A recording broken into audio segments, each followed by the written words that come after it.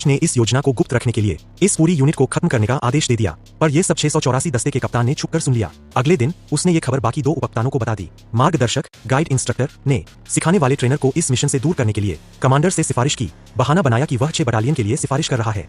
जब ट्रेनर निकल रहा था उसे कुछ दस्ते वालों ने देख लिया। वे समझ गए कि जो इकलौता व्यक्ति उनके पक्ष में था वो भी अब बाहर कर दिया गया है।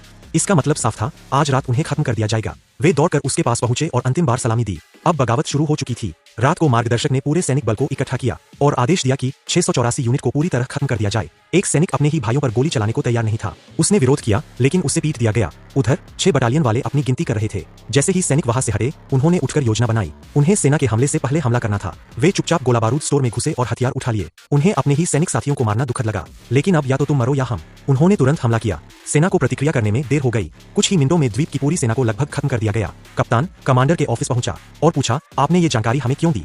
कमांडर ने जवाब दिया, एक सिपाही को ऊपरी आदेश मानना होता है, लेकिन एक अफसर के नाते मैं अपने लोगों को बिना वजह मरता नहीं देख सकता। आखिर इन्हें मैंने ही पाला और बनाया है। खाने के बाद कप्तान ने कमांडर को नहीं मारा, लेकिन जैसे ही वो जाने लगा, एक अन्य उपकप्तान ने अपने ही ट्रेनर को मार दिया। वो उसके शव से लिपट कर रोने लगा। तभी मार्गदर्शक गाइड ने पीछे से उस पर गोली चला दी। जल्द ही बाकी सैनिक आ गए और मार्गदर्शक को एक खतरनाक चट्टान की ओर घेर लिया। अब सबने हथियार उठाए और तट की ओर बढ़े।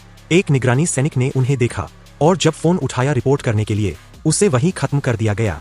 उनका एक ही लक्ष्य था, मुख्यालय जाकर जवाब मांगना। कई वर्षों की यातना और मेहनत के बाद देश को समर्पण करने के लिए तैयार किए गए ये लोग, अब क्यों देश उन्हें मिटा देना चाहता है? देश ने दुनिया से झूठ बोला कि ये दुश्मन के सैनिक थे।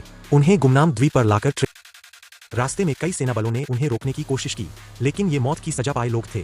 मौत से नहीं डरते थे। उनकी ट्रेनिंग इतनी कड़ी थी कि सामान्य सेना उन्हें रोक नहीं सकी। जैसे ही वे मुख्यालय पहुंचने वाले थे, और भी ज्यादा भारी हथियारों से लैस फौज आ गई। बख्तरबंद गाड़ियां, सैकड़ों स्नाइपर। फिर भी वे डरे नहीं। भयंकर युद्ध हुआ। एक एक कर सब साथी गिरते गए। ट्रेनर भी मदद करने आया, लेकिन उसे ले जाया गया क्योंकि उसके पास कोई अधिकार नहीं था। कप्तान को एहसास हुआ कि अब कुछ नहीं हो सकता। उसने आम लोगों को छोड़ दिया। फिर सबने अपनी कलाई काटी, बस पर अपने नाम लिखे, फिर हैंड ग्रेनेड निकाले और एक एक कर बस पर चढ़ते गए। पूरा बस धमाके में उड़ गया। इंसान और बस दोनों मिट गए। बाद में उनके बारे में अखबार में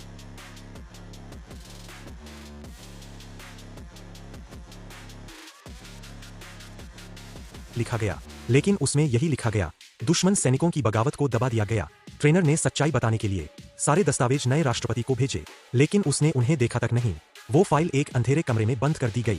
कई साल बीत गए। उन 31 हीरोज का कोई नाम निशान नहीं बचा। यह फिल्म एक सच्ची घटना पर आधारित है, जो 1968 में हुई थी।